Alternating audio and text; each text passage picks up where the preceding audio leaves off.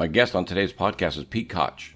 Pete was a defensive end who played 5 seasons in the National Football League, starting with the Cincinnati Bengals, the Kansas City Chiefs, and ending his career at the Los Angeles Raiders. After his football career ended, he decided to stay in Los Angeles and start his acting and modeling career. Always staying in shape, Pete added personal trainer to his resume, helping people get and stay into shape, including some celebrities. You can catch up with Pete at his website, www.petekoch.com. It was great listening to Pete share some stories, and he provided some key tips for us business travelers to stay in shape while we travel the roads and skies. Hey, on my Travel Wins podcast today is personal trainer, actor, author, speaker, Pete Koch. How are you doing today, Peter? I am well. Good to be with you. Excellent. I have a similar problem because we have the same first name. Do you prefer Pete or Peter? Yeah, I go with Pete. Okay, me too. My neighbor goes by Peter, very particular. I'm like, all right. One of those persnickety types. Well, we all have our picadillos. That's true. Thankful that you're giving me the time today. I'm really interested in talking to somebody that can hopefully help some of the travelers that are listeners and other people I talk to about how to stay fit while traveling. You've done a bit of that as a ex-NFL football player, and even as an actor and then a speaker. I know you don't travel constantly for work, but I know you do travel for work. What's the best way for people you think, to stay in shape while they're traveling? I'm gonna use some of the strategies that I learned over the many years working with my dear friend Dr. Robert Huizinga, who's a medical doctor, internal medicine, known to most people as Dr. H from The Biggest Loser. And Gotcha. I've worked for him for years. He has, over the many years, intermittently run a fat loss and wellness clinic in Malibu, and I was his head trainer there and learned many strategies. So here's how I draw the connection.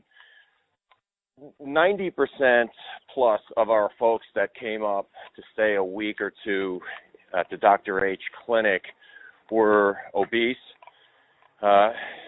anywhere from 40 to 200 pounds overweight. But there's very specific strategies that are most beneficial to move the needle in terms of starting weight loss, and I see a real parallel there with those folks when it comes to trying to get in your physical fitness and also some eating strategies while you're traveling. And so I would say this: of paramount importance is being organized in your workout and just making sure you get something done. And that's highlight and underline that. Make sure you get moving. At the very least, you've accomplished something. And I say this because, especially in the category of people, they're pretty fit, anywhere between pretty fit or very fit, they can get traveling, and they'll say, well, they can find excuses to not get that epic workout that they're used to doing. They don't have a weight room that's got all the equipment, and they don't have access to the machines and all that. Don't talk yourself out of that. Just get moving. That's kind of the something is better than nothing category. It is, and for sure, and then you can build on that. Now, once you've, and by the way, to be prepared, preparation. This is the same type of stuff that we used to talk to folks about at the Dr. H clinic. Many of them, almost virtually all of them, highly successful, sort of super achievers in society, in by measure of income and prestigious occupations and these types of things. But most of them were woefully uneducated, uninformed about how to take care of the physical part of their bodies and their lives. And so it was a big education curve there. And again, these are more the kind of strategies that we taught these people. Number one is be prepared. That means having workout your workout clothes with you, even if you think there's only a 10% chance you're going to have an opportunity to work out on a particular trip. Have your workout stuff with you, have your running shoes, whatever your personal requirements are, bring that stuff with you. Number two, take a look at your schedule and find the time. Make the time, rather. It's so important, this level of organization, the structure of the way folks exercise with Dr. H was one of the true learning experiences for me, and it harkened to my days as a player in the NFL, where scheduling was of paramount importance, and there was no veering from the daily schedule, simply because it works. And additionally, folks at the Clinic by Dr. H need to be in a very, very strict schedule, and compliance is of paramount importance. Take a look at your business travel plans and give that the same consideration. I was just going to say I'm so happy to have you on, because that's exactly. When I go to work, my schedule, my work schedule, I got to wake up here, I got to go here, I got to be there. If I treated my fitness and my health the same way, in theory, it should do as well as I'm doing as well as in my job. There you go. I like that. There's so many. And I really enjoy talking about the sort of the nuts and bolts of how you can strategize to maintain your physical fitness. We can talk about some nutritional tips, also some strategies, I should say. But I also think that for the folks that do, I guess we're really talking to folks that are in the habit, that do work out when they're home on a regular basis, and they've already got this most important thing. They already have an internal drive and a discipline. They're highly motivated, self-motivated. And so but it is different when you're on the road. I just got back from a business trip, shot a commercial in Germany. So that was a challenge for me to squeak in the smallest amount of time. In my case, the trip was just the trip was organized by the producers, so I had no input, and I didn't have. Yeah. I wasn't staying at a place that had a gym, and I didn't really have the time. What I did have the time to do was walk, and there's always going to be a default, and there's always time to walk, and I could go on about the strategies in my life where I walk, and I'm a pretty busy guy, and I walk at least typically 90 minutes a day. Now, one of the reasons I do this is because I have two big dogs, and they need yeah. And I wouldn't be, and I don't need to lose weight, and the dogs were rescues that I really didn't plan. They kind of fell in my lap, and I love them to death, and that's 4 years ago. But it's really upped my walking, and I'm really happy about that. I've also met people for sure that were overweight and bought themselves a big dog now, not a little 8-pound dog's not going to do the trick, but buy yourself a big dog, and it's going to make you walk, pretty much, if you really care about that dog and its exercise. So get yourself a dog and walk, and in that same strategy is when you get to a town maybe where you've never been, if you have an opportunity to book a hotel or motel that's got access to the kind of terrain where you can walk, seek that out and go and get yourself outside, put the headphones on. You got a smartphone. There's all kinds of business you can get done just like I do every day while you're walking. Yeah. It's ironic, I guess, is I just got done walking my dog before I called you because I had to get him in because we've had the rain. So I'm like, well, yeah. let me get the walk in for the dog / me. Yeah, no, yeah. I realize you don't take your dog. We don't take our dogs with us on the road, but I guess I was just drawing that same it's parallel. Though. Yeah. Yeah. One of the things that I really enjoyed watching some of the videos and how you train people is as we get older. I mean, obviously when you were in your 20s, teens and 20s, you were just putting plates on, just getting just heavy weights, and now it seems like you're more into not CrossFit, but more of a cross training, doing a lot of flexibility, which I find is key for me.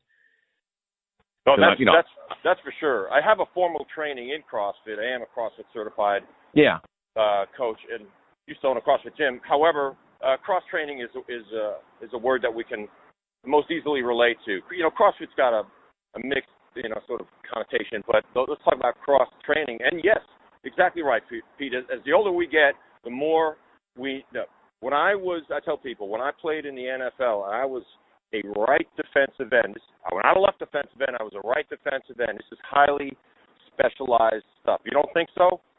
Come on down. Let me, take a shot at playing defensive end in the NFL. Right? It's highly specialized, and the skill set that I needed to continue to hone was very much different than a wide receiver or a quarterback, and it's not even close. So I had to train specifically for that, very, very specific laser precision on highly specialized training. That stands in absolute contrast to the way I live the rest of my life, and probably you too. Yep, exactly. And so you want to go to I went from shooting a laser beam in my training to casting a wide net on a huge variety of activities and exercise modalities that will help me to live. Give you a fast example would be and I posted something like regarding this on social media recently, because I demonstrated, hey, I'm not so great at all these exercises. I was doing a walking lunge with a twist.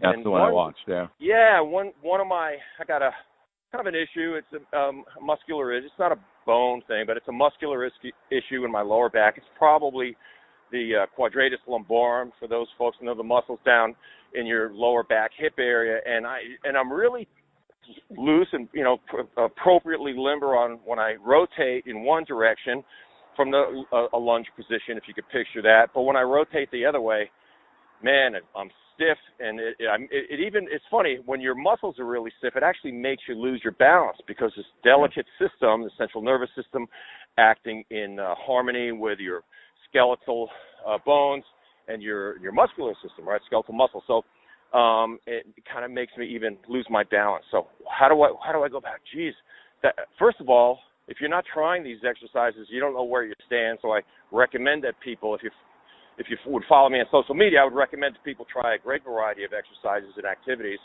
that'll help you highlight where you stand. And secondly, I can tell you, as people that seek personal excellence in athletics, they seek out weaknesses, whereas lay people tend to avoid them. And let me explain that. Let me unpack that a little bit. I actually had somebody challenge me on this, and I had 99% comments. Well, you're exactly right. I've been going to the same exercises that I've been doing for year after year, the same machine, the same rep scheme. Oh my God, you're exactly right. I haven't tried anything new, and I'm frozen, right? I'm afraid to. I don't know the other machine. All these different reasons. You're right. And I encourage people, come on, it's your body. Experiment with it. Try something new. And one guy challenged me, and he goes, oh, well, I used to coach college athletes, and you're exactly wrong about weaknesses.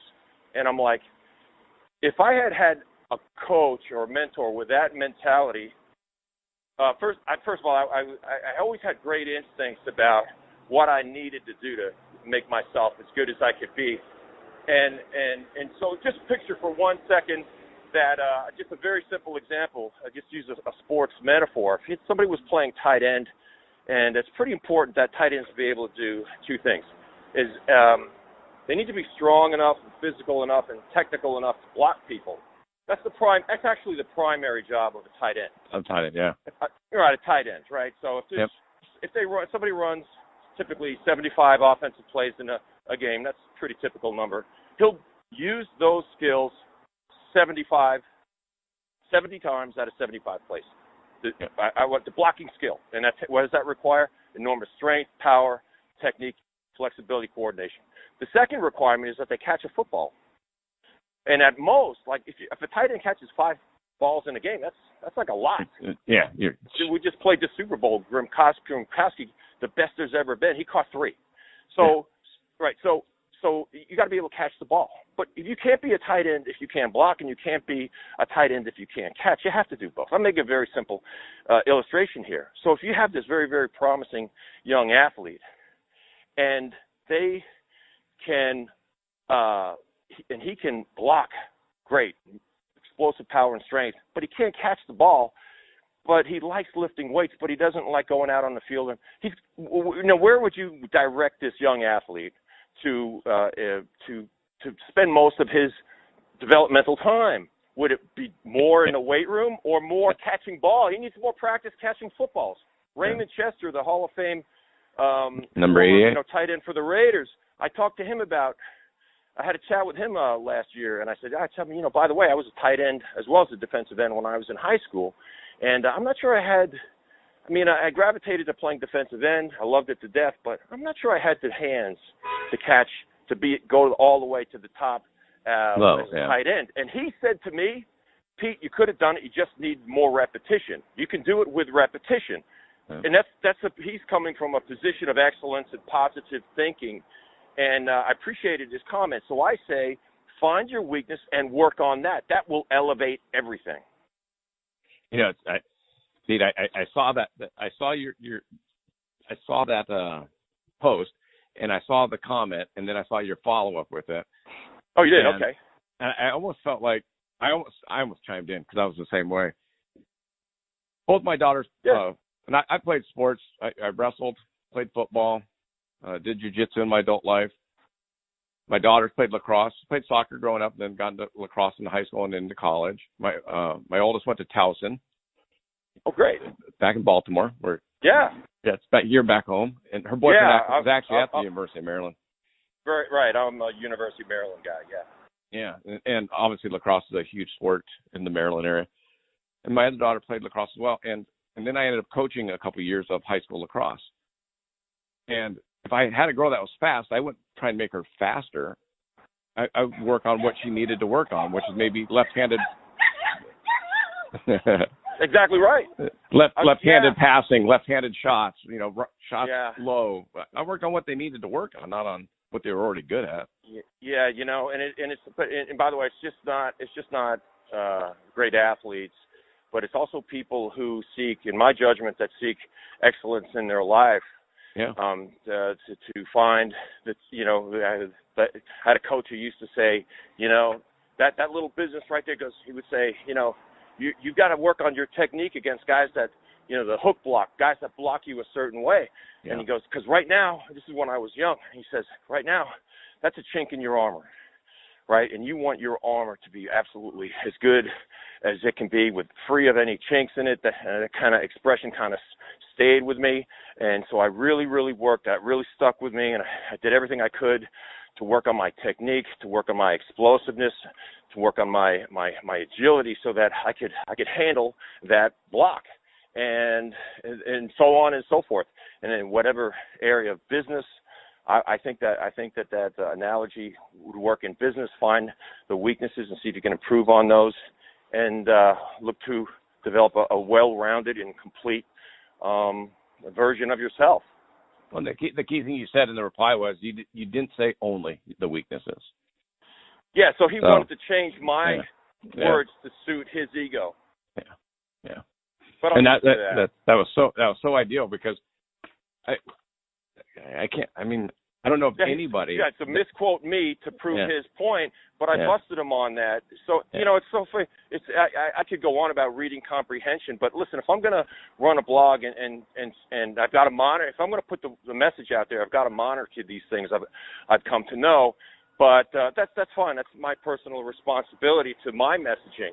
And a thing that can be taken for granted amongst folks is reading comprehension, and it's no small thing. So I'm very careful with the words that I choose. Words are terribly important. That's what separates us from the rest of the animals on the planet. And also the words that writing is output, reading is input. So these things are very important. How important is to fitness is diet? The food you consume. It's so important that these are separate topics that are crucially important. But they work best in synergy. One benefits the other. I know people that eat I think make very strong food choices. By the way, it's so complex, and we're in a time where I think when in 10 and 5 and 10 years, where we'll look back and know so much more about whether the ketogenic diet or a vegetarian diet is, or an all meat, a carnivore diet. I got a buddy making a documentary about this right now, and he's leading from the front. He's injected himself into his own documentary, fine documentary filmmaker named Chris Bell, who made a movie 15 years ago called Bigger, Stronger, Faster. And he also put himself in that. So he puts himself into these own studies, and he's working on this documentary with a medical doctor. So he's under medical care. So this is important, because this is your health we're talking about. So you got a carnivore diet versus a ketogenic diet versus a vegetarian. And I'm just getting started, right? There's so many choices. So we're going to have a lot more information about how these things really pay off at the end. And it's also more complex, because there's the way our personal genes, our personal genomic it interacts and reacts and responds to the ways that we eat. I think that's going to be proven to be, it already is demonstrated to be quite a personal thing too. So that puts the onus on ourselves to figure out how to eat that's going to benefit ourselves. And it's going to come through, undoubtedly. It's unlikely, out of the thousands and thousands upon thousands of books that you could buy or go online and read about, it's highly unlikely that the first one you read is going to be the best eating strategy for you. It's going to take trial and experimentation. That's a personal responsibility that I suggest everybody embrace, because you're doing that for you. This isn't like, I stepped on a nail, now my foot is infected, I go to the doctor and I get an antibiotic. This isn't that. This is much more complex than that. And it works, and again, just to kind of backstep to the physical fitness stuff, same thing holds true for physical fitness. Is what's a very, very fine exercise for most people with a healthy spine is squatting. And I don't even talk about putting weight on or loading a bar, putting anything on your body. I'm talking about squatting your body. I tell people the squat's probably the most important exercise you'll ever do, unless you think one day you don't need to get off the toilet anymore. Yeah. And everybody I know wants to get off the toilet, at least at once some a day. Point. That's right, at some point.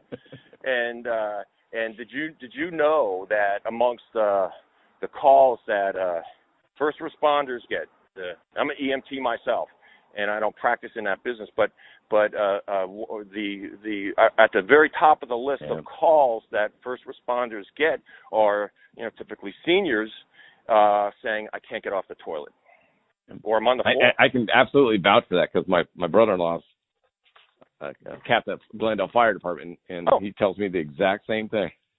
I appreciate that.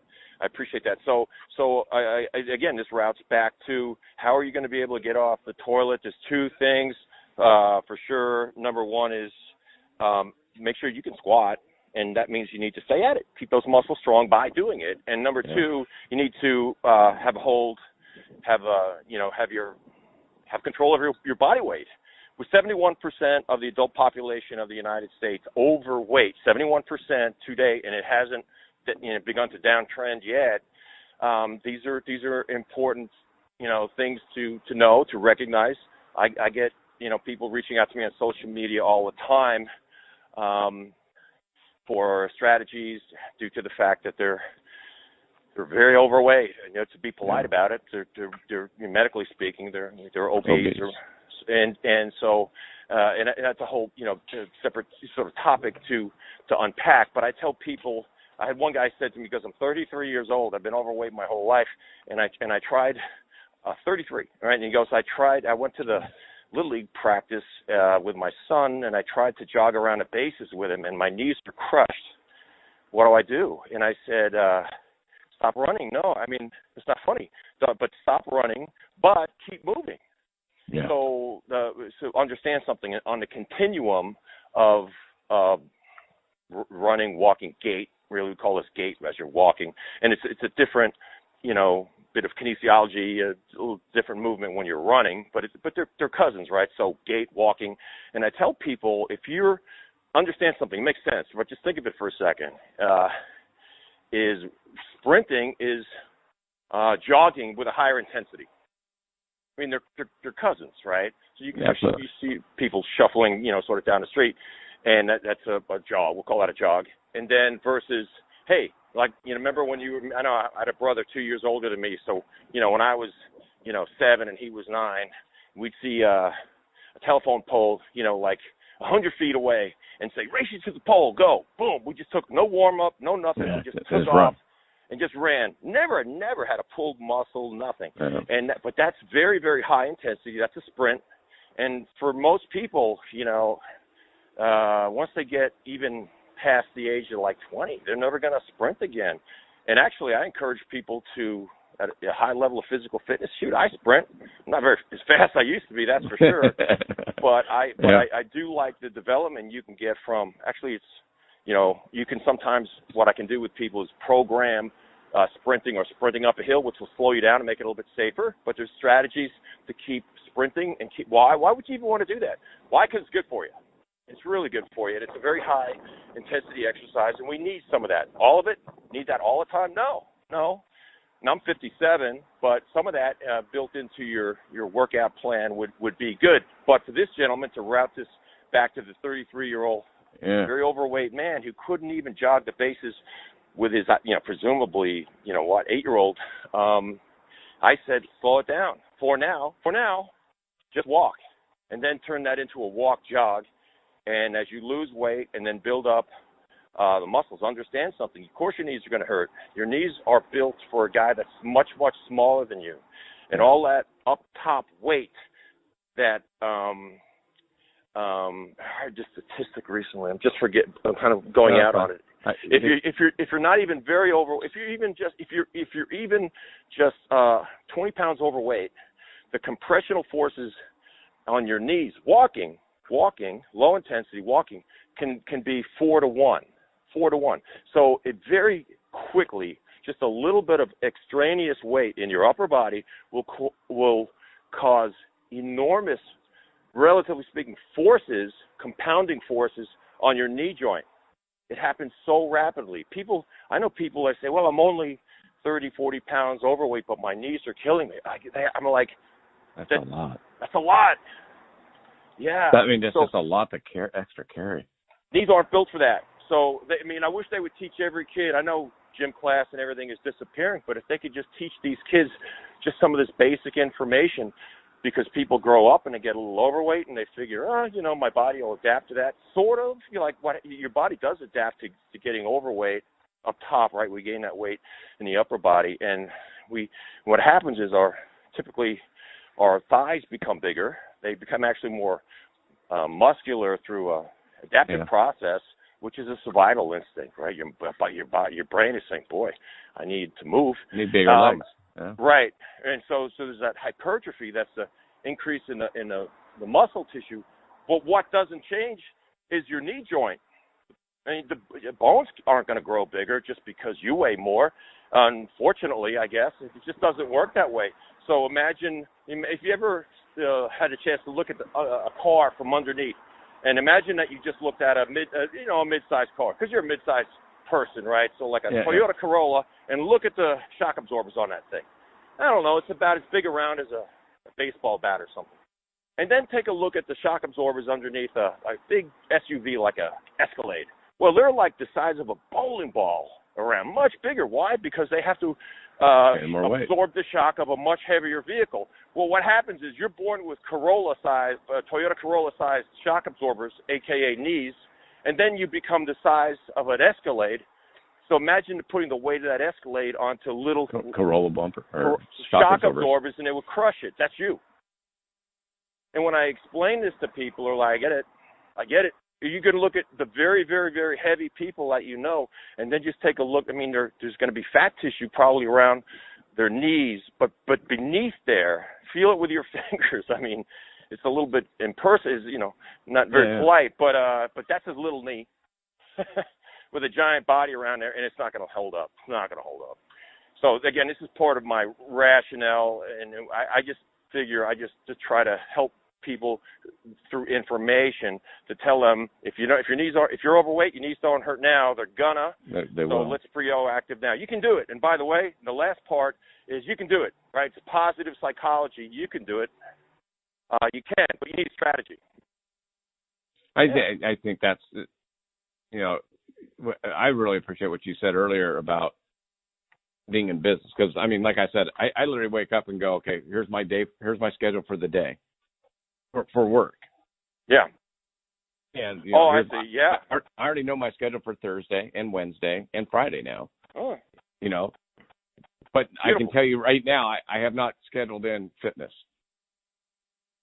So hold it, but you blew my mind with that one. Okay, but I'll say this: that if it's working for you, then go with it. Because again, in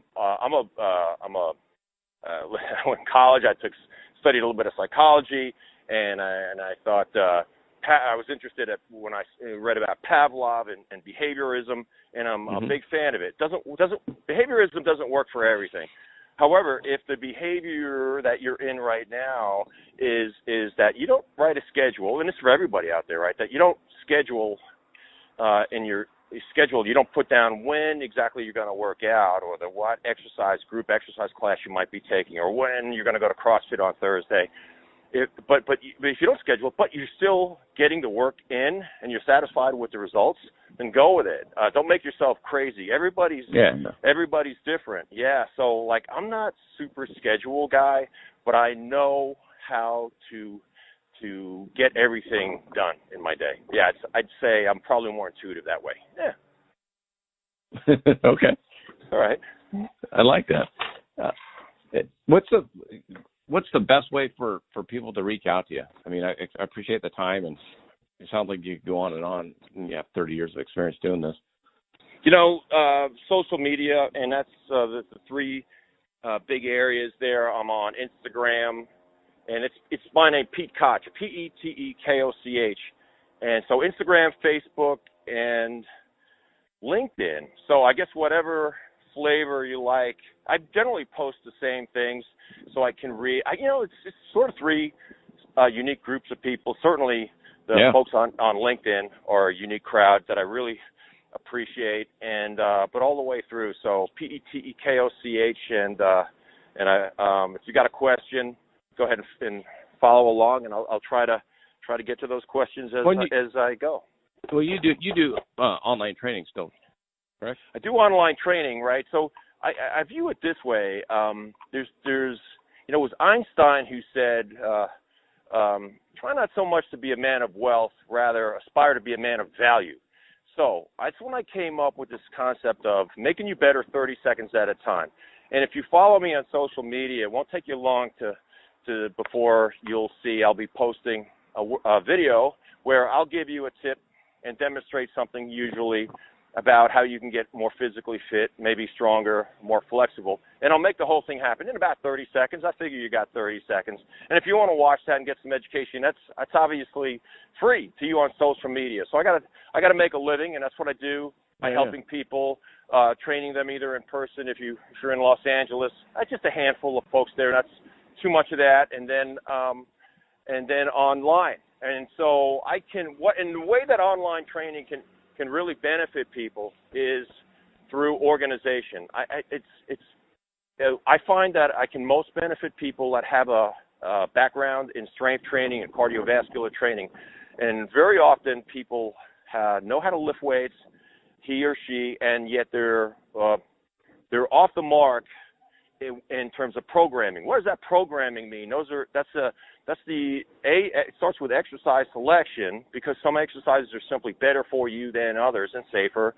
And secondly, the acute exercise variables. These are the considerations that smart programmers would want to. That is this. How many reps should I do? Because somebody told me I should do like sets of 15 was the best, and somebody else told me that my glutes would look better if I did sets of 6.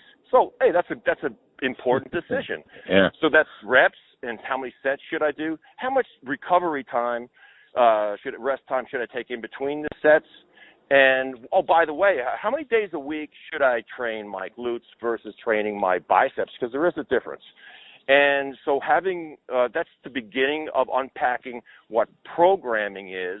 And very often when you get with a pro like me, what I start with is gathering information from you so I can understand you. First, seek to understand. There's that Stephen Covey, right? First, seek to understand.